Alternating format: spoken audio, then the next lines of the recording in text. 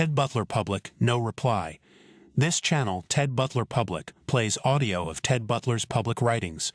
This channel, Ted Butler Public, has no commercial connection with silver analyst Ted Butler. However, Ted Butler has a private newsletter which he publishes approximately 2 times per week. To subscribe to this newsletter, go to butlerresearch.com. This article is titled No Reply and is dated the 15th of February 2024.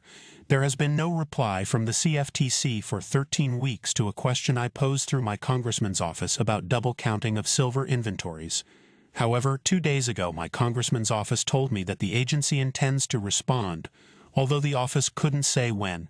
As a result, I still expect a response, although I must admit to being more than curious as to why it's taking so long.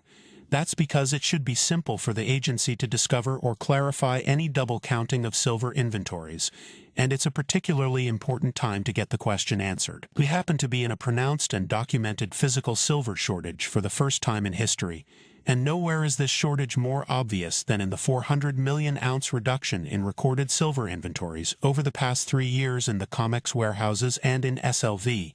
Any question concerning whether these recorded inventories are overstated by 100 million ounces necessarily becomes more critical in current circumstances, yet it's taking the agency months to respond.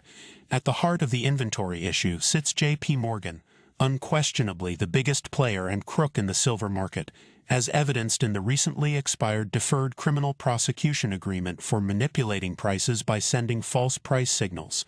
If the COMEX warehouses inventories and the holdings in SLV, both directly controlled by J.P. Morgan, were double counted, that would amount to sending false price signals, the same as occurred with JPM's manipulation by spoofing.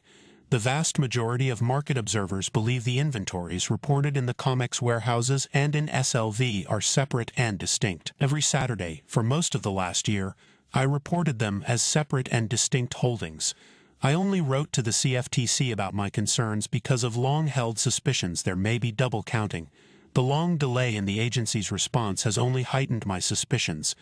Therefore, should the CFTC come out and admit that yes, there was double counting, the question becomes what, if anything, the market reaction might be.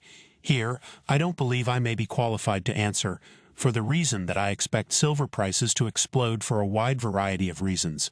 However, an admission of double counting of silver inventories should alert people to the COMEX silver manipulation and to the price pressure on silver. This is just another incredibly bullish factor about silver.